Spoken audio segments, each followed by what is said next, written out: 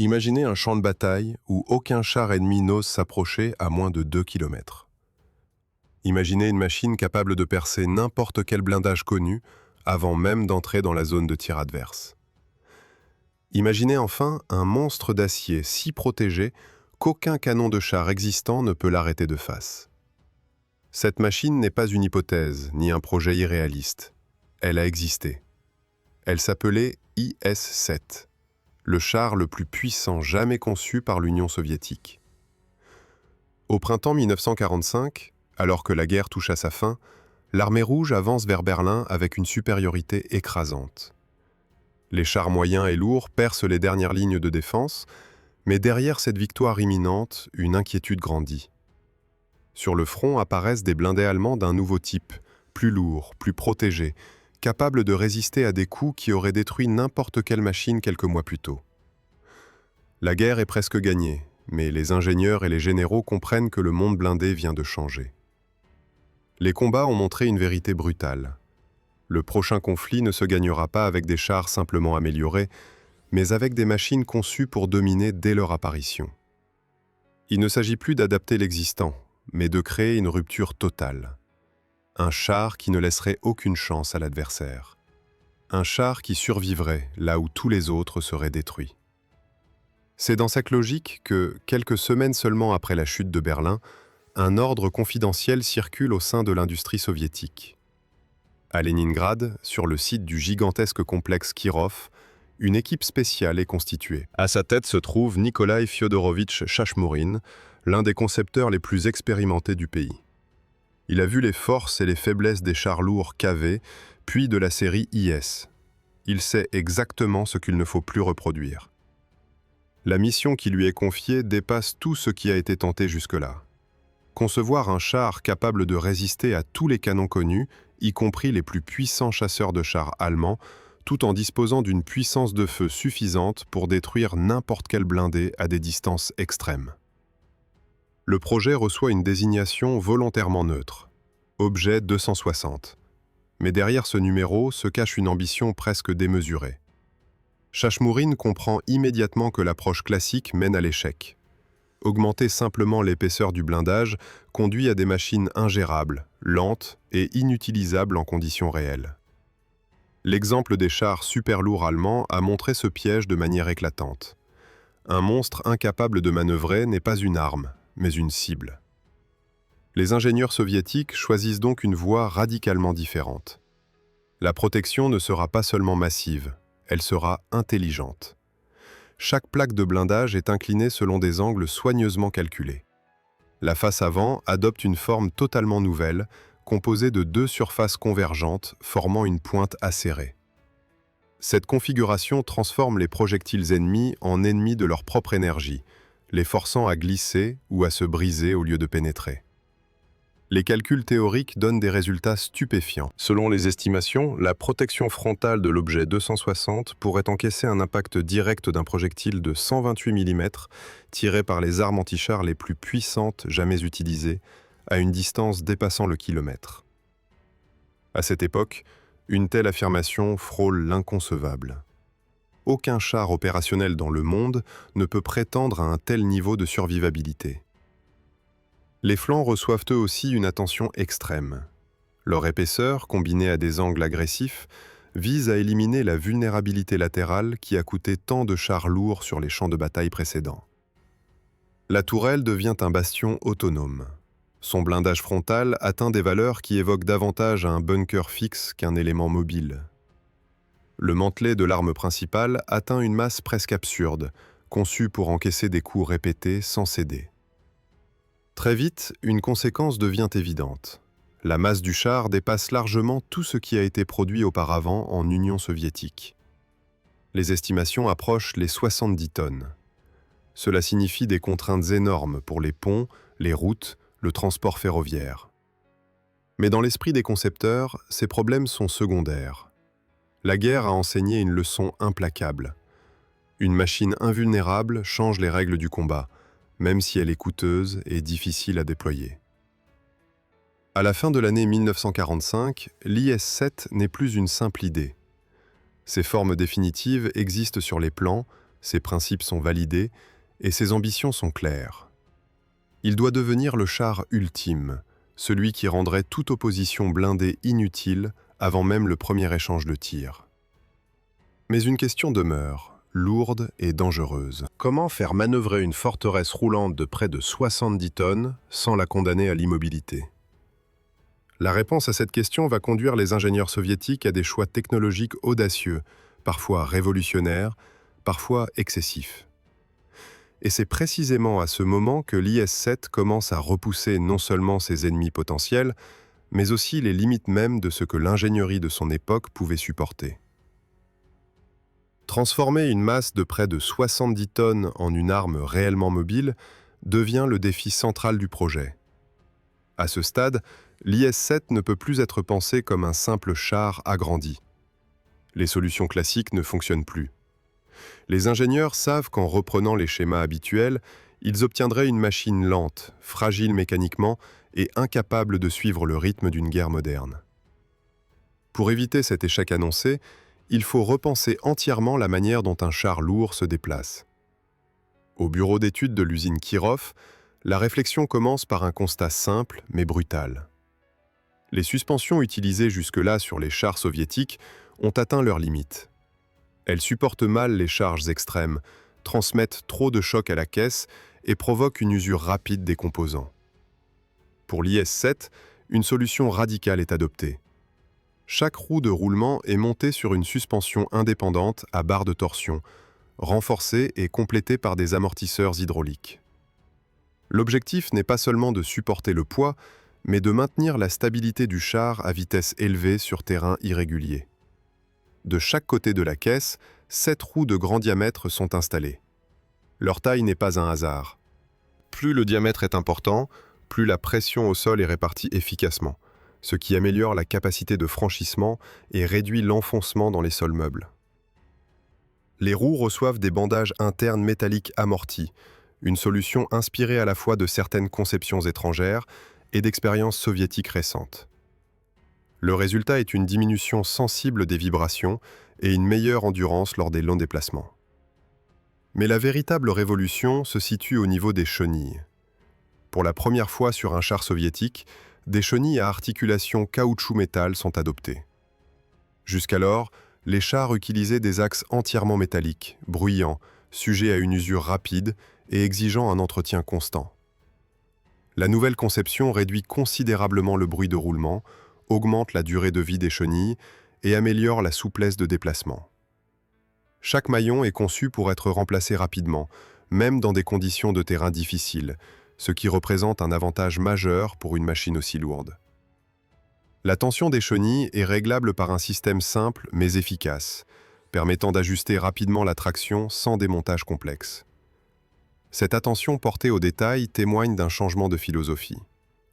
L'IS-7 n'est pas conçu comme un prototype de laboratoire, mais comme une machine censée fonctionner dans des conditions réelles, avec des équipages soumis à la fatigue, à la pression et au manque de moyens. Toutefois, même la meilleure suspension du monde ne sert à rien sans une motorisation capable de déplacer une telle masse. Les ingénieurs soviétiques comprennent qu'aucun moteur de char existant ne peut répondre aux exigences du projet. La solution est trouvée dans un domaine totalement différent. L'aviation n'offre pas la fiabilité nécessaire, mais la marine, elle, dispose de moteurs puissants, conçus pour fonctionner longtemps à haut régime. Le choix se porte sur un moteur diesel dérivé d'une unité navale, profondément modifié pour une utilisation terrestre. Ce moteur développe une puissance exceptionnelle pour l'époque, dépassant largement celle des chars lourds en service.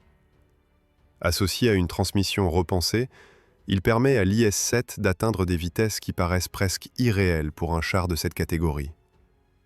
Lors des premiers essais, la machine accélère avec une vigueur inattendue, et sur route, elle peut rivaliser avec des chars bien plus légers. Cette performance n'est pas un simple chiffre. Elle change la manière dont le char peut être employé, lui permettant de se repositionner rapidement et de suivre des unités mécanisées au lieu de les ralentir. La transmission elle-même fait l'objet d'un soin particulier. Plusieurs configurations sont testées, dont des boîtes de vitesse avancées pour l'époque, offrant un large choix de rapports. Cela permet au conducteur d'adapter précisément la puissance aux conditions du terrain, qu'il s'agisse de franchir un obstacle, de gravir une pente ou de maintenir une vitesse élevée sur terrain dégagé. La direction est assistée, réduisant considérablement l'effort physique nécessaire pour manœuvrer la machine. Pour un char de cette masse, cet aspect est crucial. Un conducteur épuisé devient rapidement un facteur de risque. Les essais sur terrain accidenté confirment que l'IS-7 n'est pas une forteresse immobile. Il franchit des tranchées larges, escalade des obstacles verticaux et traverse des zones boueuses où d'autres chars lourds seraient restés immobilisés. La stabilité du châssis lors du tir en mouvement impressionne les observateurs. Même à vitesse modérée, la plateforme reste suffisamment stable pour permettre un tir précis, ce qui ouvre des perspectives tactiques inédites. Cependant, ces performances ont un coût. La complexité mécanique augmente fortement. Le moteur, puissant mais volumineux, occupe une grande partie de l'arrière de la caisse. L'accès pour l'entretien devient plus difficile, et certaines opérations nécessitent des moyens lourds. Les ingénieurs en sont conscients, mais à ce stade du projet, la priorité reste la démonstration de faisabilité. Il s'agit de prouver qu'un char aussi lourd peut être rapide, manœuvrant et opérationnel, même si cela impose des compromis en matière de maintenance. À mesure que les essais se poursuivent, une certitude s'impose. Sur le plan de la mobilité, l'IS-7 dépasse tout ce qui a été conçu auparavant dans sa catégorie. Il ne se contente pas de compenser son poids, il le transforme en avantage, utilisant sa masse pour maintenir l'adhérence et la stabilité là où des chars plus légers perdent le contrôle. Cette réussite technique renforce la conviction que le projet touche à quelque chose d'unique. Mais alors que la question du mouvement semble maîtrisée, une autre problématique devient centrale. Un char capable de se déplacer vite et de survivre doit aussi dominer par le feu. Et pour l'IS-7, cela signifie intégrer une arme qui dépasse tout ce qui a été monté jusque-là sur un char. Une arme si puissante qu'elle redéfinit à elle seule le rôle du blindé sur le champ de bataille. Lorsque la question de la mobilité est enfin considérée comme résolue, l'attention des ingénieurs se concentre sur l'élément qui doit faire de l'IS-7 une arme absolument dominante. Le feu. Pas un feu symbolique, ni une simple amélioration par rapport aux chars existants, mais une puissance capable de décider d'un affrontement avant même que l'ennemi ne comprenne ce qui se passe. Pour un char pensé comme l'ultime réponse aux blindés adverses, le calibre standard n'est plus envisageable. Les expériences de la fin de la guerre ont montré une réalité inquiétante. Les canons de chars, même puissants, approchent leurs limites face aux nouvelles protections. Pour dépasser ce plafond, les ingénieurs soviétiques prennent une décision radicale.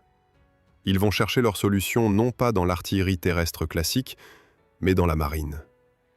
Le futur de l'IS-7 reposera sur une arme dérivée d'un canon naval, conçu à l'origine pour détruire des cibles lourdes à grande distance. Le choix se porte sur le canon S-70, d'un calibre de 130 mm. Sa taille à elle seule impressionne. Le tube est long, massif, et impose immédiatement des contraintes énormes à la conception de la tourelle. Mais ce compromis est accepté sans hésitation. La balistique de cette arme offre des performances hors normes. La vitesse initiale du projectile est extrêmement élevée, et l'énergie transmise à l'impact dépasse tout ce qui a été monté sur un char jusqu'alors. Les essais balistiques confirment les attentes, et même au-delà. À des distances où la plupart des chars deviennent imprécis ou inefficaces, le canon de l'IS-7 conserve une capacité de pénétration dévastatrice. Les blindages les plus épais connus à l'époque sont perforés de part en part, sans laisser la moindre chance à l'équipage adverse. Dans l'esprit des concepteurs, cela signifie une chose très simple. L'IS-7 peut engager et détruire n'importe quel char avant même que celui-ci ne soit en mesure de répondre efficacement. Mais une telle arme ne peut pas être intégrée sans conséquence. Les obus sont énormes, lourds, impossibles à manipuler rapidement par un seul homme dans l'espace confiné d'une tourelle. Pour rendre l'arme exploitable en conditions réelles, les ingénieurs doivent inventer une solution intermédiaire entre la mécanisation totale et le chargement manuel classique. C'est ainsi qu'apparaît un mécanisme de chargement semi-automatique, intégré directement dans la tourelle. Ce système repose sur un transporteur interne, capable d'acheminer les projectiles et les charges propulsives vers la culasse. Lorsqu'un tir est effectué, l'éjection est automatisée et le cycle de rechargement débute immédiatement. Le rôle des chargeurs n'est pas supprimé, mais profondément transformé.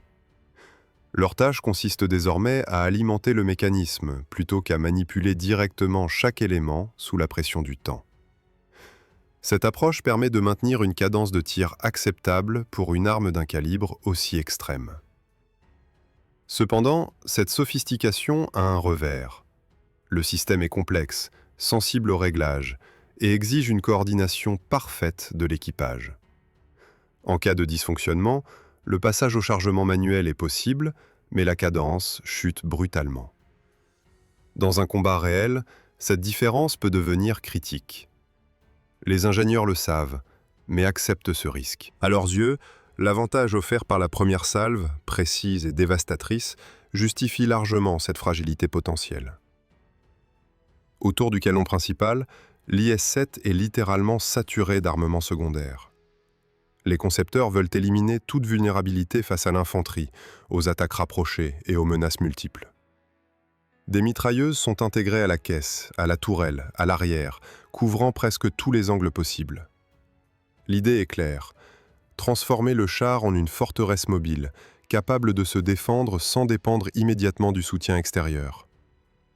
Dans la pratique, cette abondance d'armes soulève de nombreuses questions. Certaines mitrailleuses sont difficiles à viser, d'autres nécessitent des manœuvres peu réalistes en situation de combat intense. Les essais montrent que si la puissance de feu globale est impressionnante, son exploitation optimale exige un entraînement poussé et une coordination exceptionnelle. L'IS-7 n'est pas un char destiné à des équipages ordinaires. Il impose un niveau d'exigence rarement atteint jusque-là. La tourelle elle-même devient un espace dense, presque saturé de fonctions. 4 hommes y travaillent, chacun avec un rôle précis et peu de marge d'erreur. Les volumes sont calculés au plus juste, laissant peu de place au confort. Les instruments d'observation offrent une bonne couverture, mais la complexité de l'ensemble impose une discipline stricte. Chaque geste est réfléchi, chaque mouvement compte. Malgré ces contraintes, les essais de tir confirment le potentiel exceptionnel de la machine. La précision est remarquable pour un char de cette taille, et la stabilité de la plateforme permet des tirs efficaces, même lors de déplacements modérés. L'IS-7 n'est pas seulement puissant sur le papier, il démontre qu'il peut exploiter cette puissance de manière crédible. À ce stade, le projet semble atteindre un sommet technologique. Protection extrême, mobilité inattendue, armement sans équivalent. Sur le plan purement militaire, l'IS-7 apparaît comme une réponse définitive à toute menace blindée connue. Pourtant, derrière cette accumulation de performances, une question commence à se poser de manière de plus en plus insistante. Une question qui ne concerne pas le champ de bataille, mais la réalité industrielle, économique et stratégique d'un pays sortant d'une guerre dévastatrice. Car créer l'arme la plus puissante du monde n'est qu'une partie du problème. Encore faut-il pouvoir la produire, la maintenir et l'intégrer dans une armée réelle. Et c'est précisément sur ce terrain que l'IS-7 s'apprête à affronter son adversaire le plus redoutable. Lorsque les prototypes entrent dans la phase d'essai intensif, l'IS-7 cesse définitivement d'être un concept théorique ou une vitrine technologique. Il devient une machine réelle, soumise à la fatigue, aux erreurs humaines, aux limites de l'acier et aux exigences impitoyables de l'exploitation militaire. Les polygones d'essai remplacent les tables à dessin, et chaque kilomètre parcouru apporte des réponses que les calculs ne pouvaient pas fournir. Les premiers roulages confirment immédiatement une chose essentielle. Le char ne se comporte pas comme une aberration lourde et maladroite. Il accélère avec assurance, maintient des vitesses élevées sur route, franchit des obstacles que beaucoup de chars plus légers peinent à négocier. Pour les observateurs militaires, c'est un choc silencieux. Une machine d'un tel gabarit n'est pas censée se déplacer ainsi. Pourtant, l'IS-7 le fait, encore et encore, comme pour prouver que les compromis habituels entre masse et mobilité ne s'appliquent plus ici. Mais très vite, les essais révèlent une autre réalité, moins spectaculaire, plus inquiétante. Chaque sortie exige une préparation lourde. Le char consomme énormément, sollicite ses composants à l'extrême et nécessite une attention constante. Les équipes techniques constatent que la maintenance ne ressemble en rien à celle des chars en service. Certaines opérations prennent des heures, parfois des jours, et exigent des moyens de levage spécialisés. Sur un terrain d'essai, cela reste acceptable. Sur un front réel, c'est une toute autre histoire. L'accès au compartiment moteur devient un sujet de discussion récurrent. Les ingénieurs ont privilégié la protection et la rigidité structurelle, au détriment de la facilité d'intervention. Pour atteindre certains éléments essentiels, il faut démonter de larges sections de la partie arrière. Cela rend toute réparation d'urgence extrêmement compliquée. En situation de combat, une panne sérieuse signifierait presque automatiquement l'immobilisation prolongée de la machine, voire son abandon. Les essais de tir prolongé mettent également en lumière des aspects moins glorieux. Le canon principal reste une arme exceptionnelle, mais son exploitation impose un rythme spécifique. Après les premières salves, le rechargement devient plus lent, plus exigeant physiquement. La fatigue des chargeurs apparaît rapidement, surtout lors de séances prolongées. Ce n'est pas un défaut insurmontable, mais c'est un facteur que l'on ne peut ignorer dans une guerre où l'endurance compte autant que la puissance brute. Parallèlement, l'organisation interne du char fait l'objet d'évaluations critiques. La densité d'équipements, d'armes secondaires et de munitions transforme l'espace de travail en un environnement extrêmement contraignant. Chaque homme connaît précisément sa place et sa tâche, mais la moindre erreur de coordination peut perturber l'ensemble du cycle de combat. L'IS-7 exige des équipages très entraînés, capables de fonctionner comme un mécanisme parfaitement réglé. Cela réduit mécaniquement le nombre d'unités capables de l'exploiter efficacement. Au fil des mois, les rapports s'accumulent sur les bureaux du commandement. Ils décrivent une machine extraordinaire, mais aussi une machine exigeante, coûteuse et complexe. Le coût de production estimé dépasse largement celui des chars lourds déjà en service. La fabrication nécessite des matériaux de haute qualité, des procédés spécifiques et une main-d'œuvre hautement qualifiée. Chaque exemplaire représente un investissement colossal dans un pays qui se remet à peine d'une destruction massive. La question logistique devient centrale. Le poids du char limite sévèrement ses possibilités de déploiement. Tous les ponts ne peuvent pas le supporter. Tous les wagons ne peuvent pas le transporter. Chaque mouvement stratégique exige une planification précise, sous peine de créer des goulots d'étranglement. Dans une guerre future, rapide et mécanisée, cette contrainte pourrait se transformer en faiblesse critique. C'est à ce moment précis que le regard du commandement commence à changer, non pas par rejet de la machine, mais par pragmatisme. Les généraux ne doutent pas des qualités de l'IS-7, ils doutent de sa place réelle dans une armée moderne. Faut-il investir dans un petit nombre de chars quasiment invincibles ou produire en masse des machines plus simples, plus faciles à entretenir, capables d'être déployées partout sans préparation exceptionnelle? Les comparaisons avec d'autres projets en cours deviennent inévitables. Des chars moins impressionnants sur le papier, mais plus équilibrés, plus accessibles, commencent à apparaître comme des alternatives séduisantes. Ils n'atteignent pas les sommets de l'IS-7 en termes de protection ou de puissance de feu, mais ils promettent une efficacité globale plus cohérente dans le cadre d'une armée de grande échelle. Pour les ingénieurs de Kirov, cette évolution est difficile à accepter.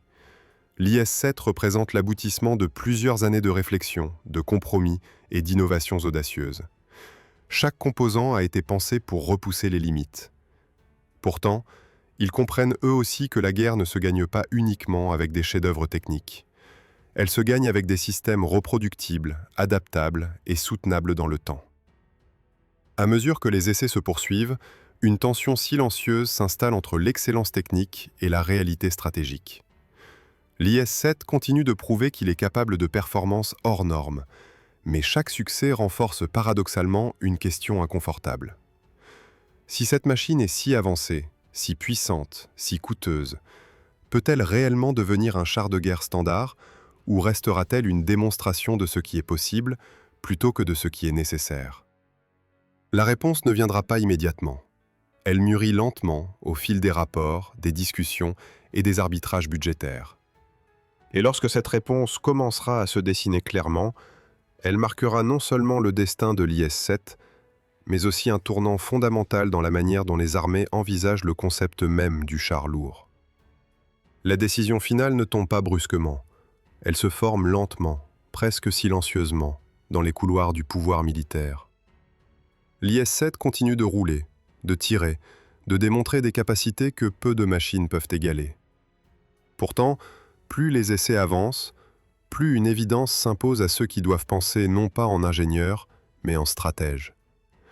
La guerre qui vient ne ressemblera pas à celle qui vient de s'achever. Et dans cette guerre future, la perfection technique absolue n'est pas forcément synonyme de victoire. À la fin des années 40, l'Union soviétique entre dans une nouvelle phase. Le pays se reconstruit, l'économie est sous tension, les priorités évoluent. Les forces armées doivent se moderniser rapidement, mais aussi de manière rationnelle. Chaque rouble investi doit produire un effet réel sur la capacité de combat globale. Dans ce contexte, l'IS-7 devient un paradoxe vivant. Il est exceptionnel, mais son exception même devient un problème. Les rapports finaux soulignent des faits impossibles à ignorer. La production en série nécessiterait une refonte massive des chaînes industrielles. Les matériaux employés ne sont pas toujours disponibles en quantité suffisante. La main-d'œuvre requise doit être hautement qualifiée, ce qui ralentit considérablement les cadences. Un seul IS-7 représente l'équivalent de plusieurs chars plus simples, capables d'être produits, déployés et réparés beaucoup plus rapidement. La logistique, elle aussi, pèse lourd dans la balance. Transporter une machine d'un tel poids exige des infrastructures spécifiques. Tous les ponts ne peuvent pas supporter sa masse. Tous les itinéraires ne sont pas praticables. Chaque redéploiement stratégique devient une opération complexe, planifiée à l'avance, vulnérable aux imprévus. Dans une guerre moderne, où la rapidité de concentration et de dispersion des forces est cruciale, cette rigidité apparaît comme un handicap majeur. Parallèlement, les doctrines militaires évoluent. L'expérience accumulée montre que la domination sur le champ de bataille ne repose plus uniquement sur des monstres isolés, mais sur des systèmes complets. Coordination entre unités, appui aérien, artillerie mobile, reconnaissance avancée. Dans ce schéma, le char n'est plus un seigneur solitaire, mais un élément d'un ensemble plus vaste. Et plus cet élément est complexe et coûteux, plus il devient difficile à intégrer efficacement. Face à l'IS-7, d'autres projets émergent. Moins spectaculaires, moins intimidants au premier regard, mais mieux adaptés aux réalités du temps de paix tendu et de la guerre potentielle à grande échelle. Des chars plus légers, plus équilibrés, capables de remplir leur rôle sans exiger des sacrifices industriels disproportionnés. Ils n'atteignent pas l'absolu technique de l'IS-7, mais ils promettent une efficacité globale supérieure dans un cadre réel. Le choix final reflète cette logique froide. L'IS-7 ne sera pas produit en série. Il ne deviendra pas le pilier des forces blindées. Le programme est progressivement arrêté, sans annonce dramatique, sans condamnation officielle. Simplement, les priorités se déplacent. Les ressources sont redirigées vers des machines plus adaptées à une armée de masse. Pour les prototypes existants, le destin est scellé. Certains servent encore à des essais complémentaires. D'autres deviennent des références techniques, étudiées, mesurées, disséquées. Beaucoup sont finalement démantelés, leur acier retournant à l'industrie sous d'autres formes. L'IS-7 ne connaîtra jamais le fracas du combat réel. Il n'affrontera aucun ennemi sur un champ de bataille. Sa guerre se sera déroulée ailleurs, dans les calculs, les arbitrages et les limites du possible. Et pourtant, son influence ne disparaît pas avec lui. Les solutions développées pour l'IS-7, les innovations testées, les erreurs identifiées, tout cela alimente la génération suivante de chars soviétiques. Il devient une frontière technologique, un point extrême à partir duquel les concepteurs comprennent jusqu'où ils peuvent aller, et surtout, jusqu'où il n'est plus raisonnable d'aller. L'IS-7 reste ainsi une machine unique, non pas parce qu'il a combattu, mais parce qu'il a montré ce que l'ingénierie pouvait accomplir lorsqu'elle n'était limitée que par l'ambition. Il incarne une époque où l'on croyait encore qu'un char pouvait, à lui seul, décider de tout. Puis il disparaît, laissant place à une vision plus pragmatique de la guerre mécanisée. Son histoire se termine sans explosion spectaculaire, sans défaite humiliante, sans victoire éclatante. Elle se termine sur une décision rationnelle, presque froide. Et c'est peut-être là sa véritable singularité. L'IS-7 n'a pas été vaincu par un ennemi. Il a été arrêté par la réalité.